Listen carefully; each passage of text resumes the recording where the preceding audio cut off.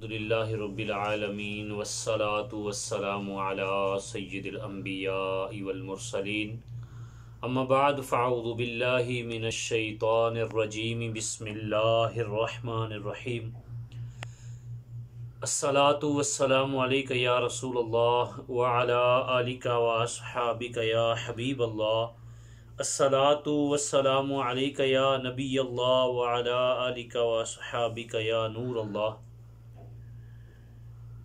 हज़रत सैयदना काबुल अहबार रज़ी अल्लाह ताला अन्हो से मरवी है कि जब अल्लाह ताला ने मौजूदात को पैदा फरमाने का इरादा किया और ज़मीन को बिछाया और आसमान को बुलंद फरमाया तो अपने फैज़ ज़ात से मुट्ठी भर लेकर उससे इरशाद फरमाया, ए नूर मुहम्मद बन जा। उस नूर ने एक नूरी सतून की सूरत इख्तियार कर ली और इस कदर रोशन हुआ कि अज़मत के पर्दे तक जा पहुँचा और रब्बे कायनात को सजदा किया और कहा अल्हम्दुलिल्लाह, यानी सब खूबियाँ अल्लाह के लिए हैं। तो अल्लाह ने इरशाद फरमाया, मैंने तुझे इसलिए पैदा फरमाया और तेरा नाम मोहम्मद सल्लल्लाहु ताला अलैहि वसल्लम रखा है। तुझी से अपनी मखलूक की इब्तिदा करूँगा और तुझी पर अपनी रिसालत का सिलसिला ख़त्म करूँगा। फिर अल्लाह ने उस नूर के 4 हिस्से करके एक हिस्से से लोहे महफूज और दूसरे से कलम को पैदा फरमाया। फिर कलम से इरशाद फरमाया, लिख। तो कलम पर 1000 साल तक हैबत इलाही से लर्जा तारी रहा। इसके बाद कलम ने अर्ज की, ए मेरे रब, क्या लिखूं? इरशाद फरमाया, ला इलाहा इल्लल्लाहु मुहम्मदुर रसूलुल्लाह सल्लल्लाहु अलैहि वसल्लम लिख। बस कलम ने लिखा और मखलूक के मुतल्लिक़ इल्म इलाही पर रसाई पा ली। फिर इसने ये बातें लिखी, हज़रत सैयदना आदम अला नबीना व अलैहिस्सलातु वस्सलाम की पुश्ते मुबारक में मौजूद औलाद की तादाद। जो इताअत इलाही बजा लाएगा अल्लाह इसे जन्नत में दाखिल फरमाएगा और जो इसकी नाफरमानी करेगा उसे दोज़ख में डाल देगा। इसी तरह हज़रत सैयदना इब्राहीम खलीलुल्लाह अला नबीना व अलैहिस्सलातु वस्सलाम, हज़रत सैयदना मूसा कलीमुल्लाह अला नबीना व अलैहिस्सलातु वस्सलाम और हज़रत सैयदना ईसा रूहुल्लाह अला नबीना व अलैहिस्सलातु वस्सलाम की उम्मतों के मुताल्लिक़ भी लिखा। यहाँ तक कि जब हजूर नबी मुकर्रम नूर मुजस्सम रसूल अकरम शहनशाह बनी आदम सल्लल्लाहु ताला अलैहि वसल्लम की उम्मत के मुतल्लिक़ लिखा कि जिसने अल्लाह की अताअत की वो इसे जन्नत में दाखिल फरमाएगा और जिसने अल्लाह की नाफरमानी की, कलम ये जुमला, वो उसे जहन्नम में डाल देगा। अभी लिखना ही चाहता था कि अल्लाह की तरफ से निदा आई, ए कलम ज़रा अदब से। तो वो हैबत व जलाल इलाही से शक हो गया। फिर दस्ते कुदरत से तराशा गया। तब से कलम में ये बात जारी हो गई कि तराशे बगैर नहीं लिखता।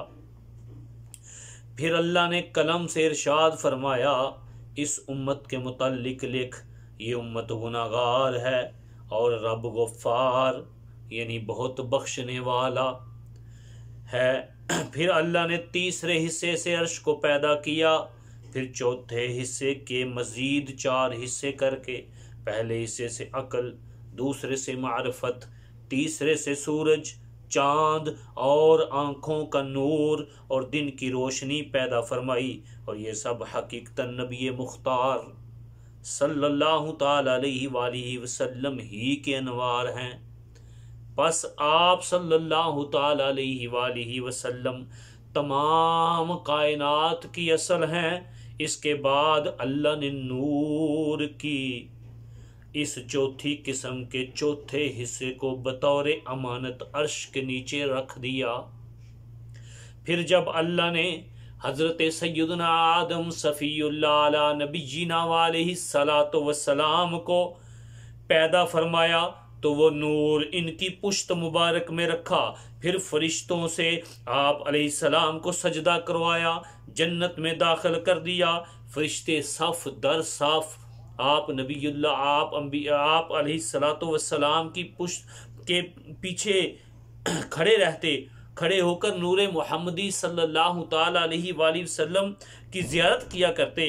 आप अलैहिस्सलातु वस्सलाम ने अल्लाह की बारगाह में अर्ज़ की, या अल्लाह, ये फरिश्ते मेरी पुश्त के पीछे सफ बांध कर क्यों खड़े रहते हैं? इरशाद फरमाया, ए आदम, ये फरिश्ते मेरे हबीब खातमुल अंबिया मोहम्मद मुस्तफ़ा अहमद मुजतबा सल्लल्लाहु ताला अलैहि वसल्लम के नूर की ज़ियारत करते हैं, जिसे मैं तेरी पुश्त से पैदा फरमाऊंगा। हज़रत सैयदना आदम अला नबीना अलैहिस्सलातु वस्सलाम ने अर्ज़ की, या इलाही, इस मुबारक नूर को मेरी पेशानी में रख दे ताकि ये फरिश्ते मेरे सामने रहें, पुश्त की तरफ ना जाएं। तो अल्लाह ने नूरे मुहम्मदी सल्लल्लाहु अलैहि वसल्लम को आप अलैहिस्सलाम की पेशानी में रख दिया। फरिश्ते हज़रत सैयदना आदम अला नबीना अलैहिस्सलाम के सामने खड़े हो जाते और नूरे मुहम्मदी सल्लल्लाहु ताला अलैहि वसल्लम पर दुरूद और सलाम के नजराने पेश करते रहते। हज़रत सैयदना आदम अला नबीना अलैहिस्सलाम ने अर्ज़ की, या इलाही, मैं भी इस मुबारक नूर की ज़ियारत करना चाहता हूँ, लिहाजा इसे मेरी पेशानी से निकाल कर किसी ऐसी जगह रख दे जहाँ मैं इसकी ज़ियारत कर सकूँ। तो अल्लाह ने नूरे मुहम्मदी सल्लल्लाहु अलैहि वसल्लम हज़रत सैयदना आदम अला नबीना अलैहिस्सलातु वस्सलाम की अंगुश्त शहादत में मुंतकिल फरमा दिया। फरिश्ते तस्बीह पढ़ते तो आप अलैहिस्सलातु वस्सलाम की अंगुश्त मुबारक में वो नूर भी तस्बीह खानी करता। इसी वजह से उस उंगली को अल मुसब्बाह यानी तस्बीह करने वाली उंगली कहते हैं। फिर आप अलैहिस्सलातु वस्सलाम ने अर्ज़ की, या अल्लाह, क्या इस मुबारक नूर में से कुछ मेरी पुश्त में भी बाकी है? जवाब मिला, हाँ, मेरे महबूब के सहाबा का नूर भी बाकी है। अर्ज़ की, या अल्लाह, इस बकिया नूर को मेरी बकिया उंगलियों में रख दे। तो अल्लाह ने अमीरुल मोमिनीन हज़रत सय्यदना अबू बकर सिद्दीक रज़ियल्लाहु ताला अन्हो का नूर दरमियान वाली उंगली में, अमीरुल मोमिनीन हज़रत सय्यदना उमर फ़ारूक रज़ियल्लाहु ताला अन्हो का नूर उसके साथ वाली उंगल में, हज़रत सय्यदना उस्मान गनी रज़ियल्लाहु ताला अन्हो का नूर सबसे छोटी उंगल में, और सय्यदना अलीउल मुर्तज़ा करमल्लाहु ताला वजहुल करीम का नूर अंगूठे में रख दिया। जब तक हज़रत सय्यदना आदम सफ़ीउल्लाह अला नबीना अलैहिस्सलातु वस्सलाम जन्नत में रहे तो ये नूर उनकी उंगलियों में चमकता रहा। जब आप अलैहिस्सलाम दरख्त की आजमाइश से दो चार हुए तो अल्लाह ने उस नूर को दोबारा वापस पुश्त में रख दिया। फिर अल्लाह ने हज़रत सय्यदना आदम अला नबीना अलैहिस्सलातु वस्सलाम को इस